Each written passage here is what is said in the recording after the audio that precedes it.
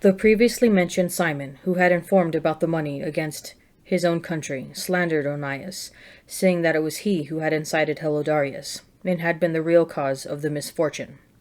He dared to designate as a plotter against the government the man who was the benefactor of the city, the protector of his fellow countrymen, and a zealot for the laws.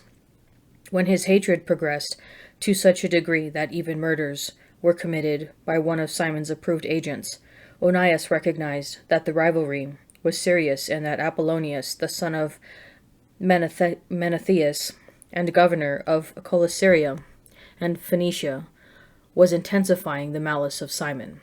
So he betook himself to the king, not accusing his fellow citizens, but having in view the welfare, both public and private, of all the people.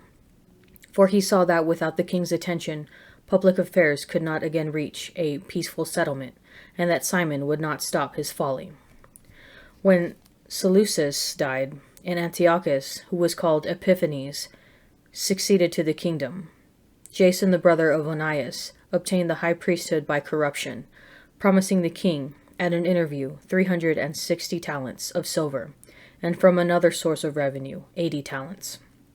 In addition to this, he promised to pay 150 more if permission were given to establish by his authority a gymnasium and a body of youth for it, and to enroll the men of Jerusalem as citizens of Antioch.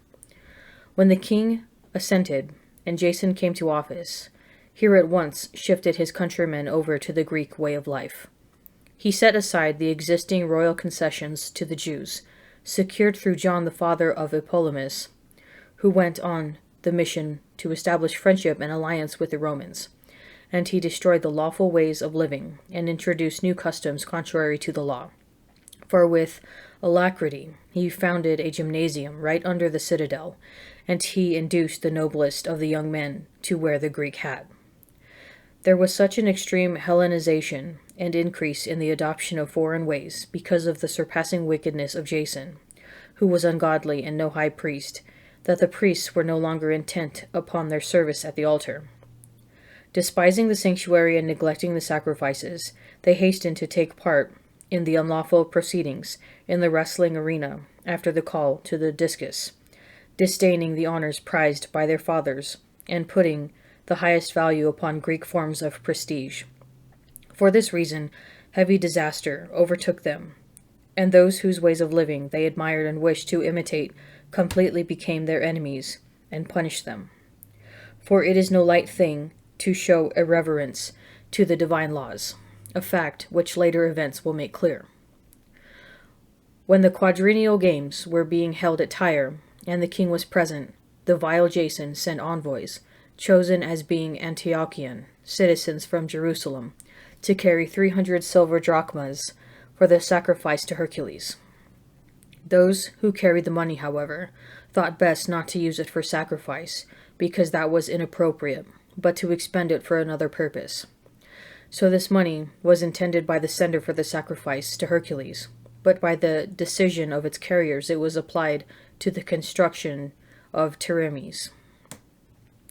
When Apollonius, the son of Menesthius, was sent to Egypt for the coronation of Philometor as king, Antiochus learned that Philometor had become hostile to his government, and he took measures for his own security. Therefore, upon arriving at Joppa, he proceeded to Jerusalem. He was welcomed magnificently by Jason and the city, and ushered in with a blaze of torches and with shouts. Then he marched into Phoenicia. After a period of 3 years, Jason sent Menelaus, the brother of the previously mentioned Simon, to carry the money to the king and to complete the records of essential business. But he, when presented to the king, extolled him with an air of authority, and secured the high priesthood for himself, outbidding Jason by 300 talents of silver. After receiving the king's orders, he returned, possessing no qualification for the high priesthood, but having the hot temper of a cruel tyrant and the rage of a savage wild beast.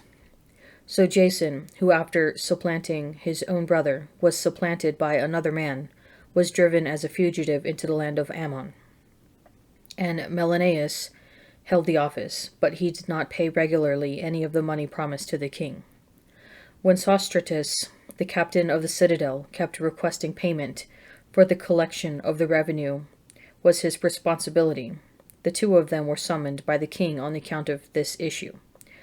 Menelaus left his own brother Lysimachus as deputy in the high priesthood, while Sostratus left Crates, the commander of the Cyprian troops. While such was the state of affairs, it happened that the people of Tarsus and of Malis revolted because their cities had been given as a present to Antiochus, the city's concubine. So the king went hastily to settle the trouble, leaving Andronicus, a man of high rank, to act as his deputy. But Menelaus, thinking he had obtained a suitable opportunity, stole some of the gold vessels of the temple and gave them to Andronicus. Other vessels, as it happened, he had sold to Tyre and the neighboring cities.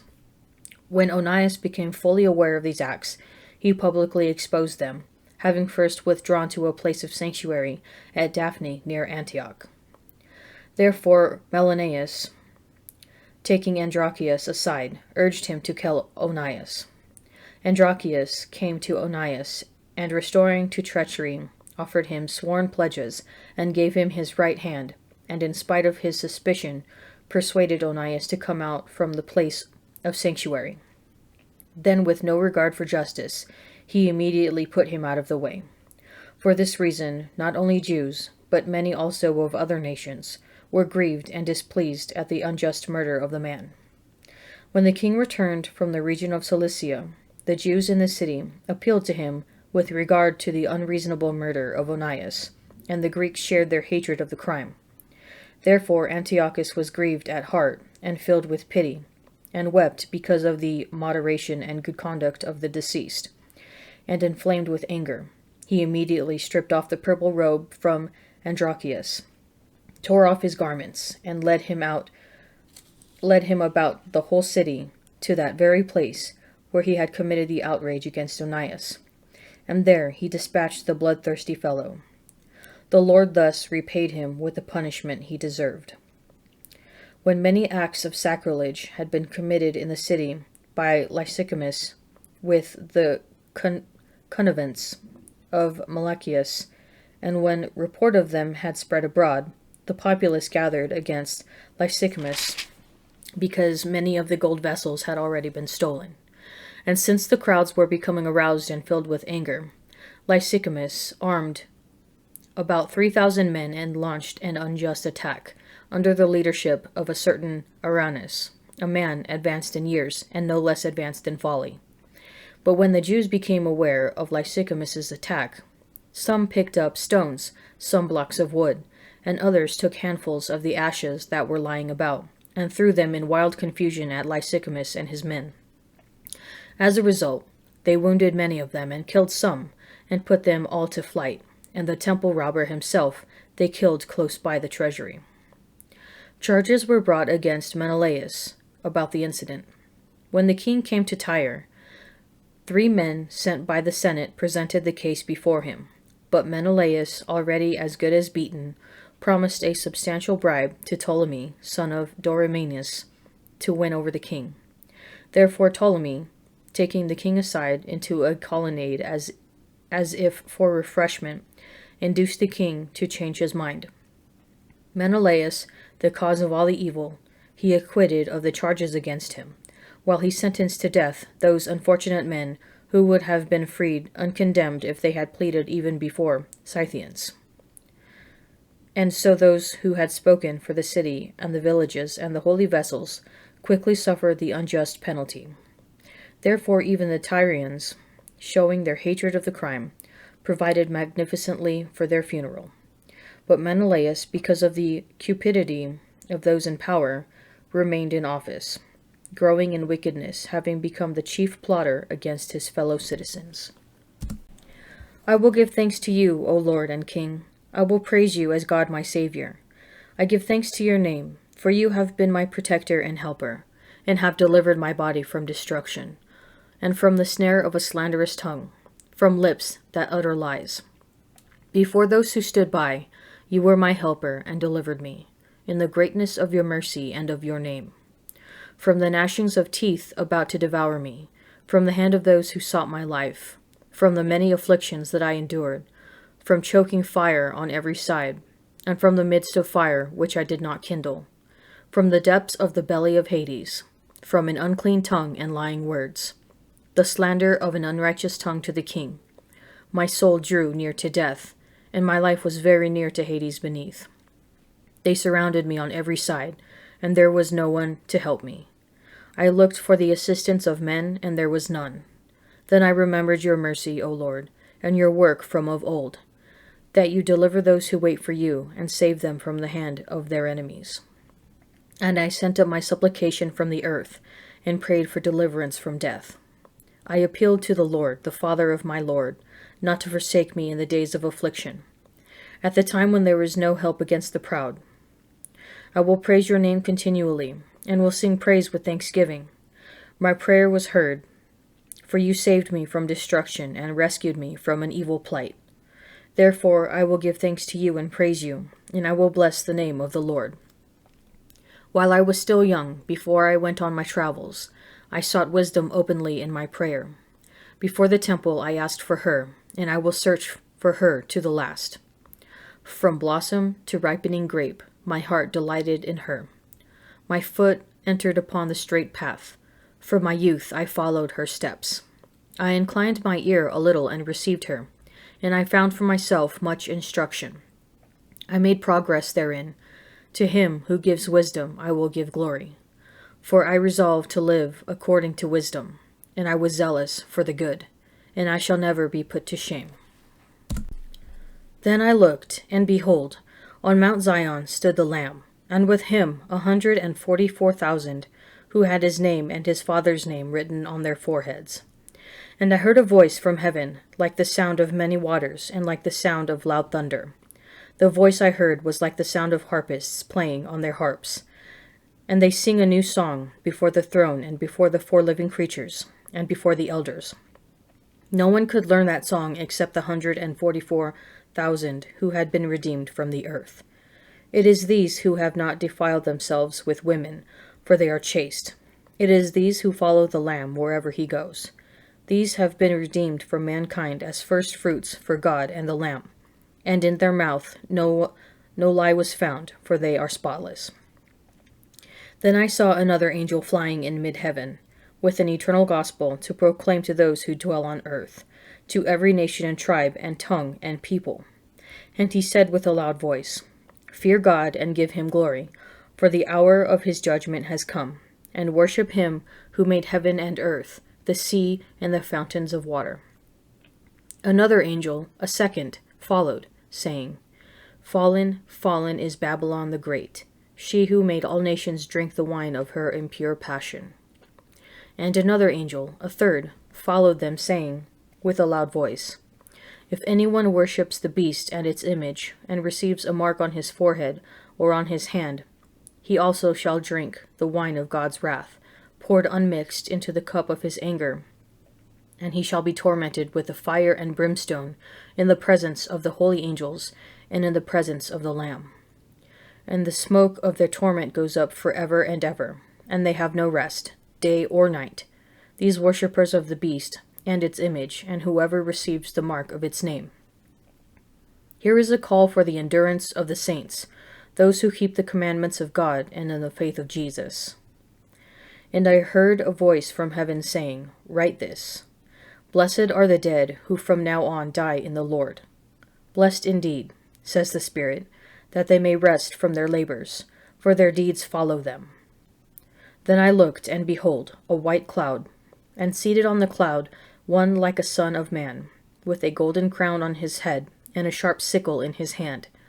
And another angel came out of the temple, calling with a loud voice to him who sat upon the cloud, Put in your sickle, and reap, for the hour to reap has come, for the harvest of the earth is fully ripe. So he who sat upon the cloud swung his sickle on the earth, and the earth was reaped. And another angel came out of the temple of heaven, and he too had a sharp sickle. Then another angel came out from the altar, the angel who has power over fire, And he called with a loud voice to him who had the sharp sickle, "Put in your sickle, and gather the clusters of the vine of the earth, for its grapes are ripe." So the angel swung his sickle on the earth, and gathered the vintage of the earth, and threw it into the great winepress of the wrath of God. And the winepress was trodden outside the city, and blood followed from the winepress, as high as a horse's bridle, for 1,600 stadia. Then I saw another sign in heaven, great and wonderful, 7 angels with 7 plagues, which are the last, for with them the wrath of God is ended. And I saw what appeared to be a sea of glass mingled with fire, and those who had conquered the beast and its image, and the number of its name, standing beside the sea of glass, with harps of God in their hands.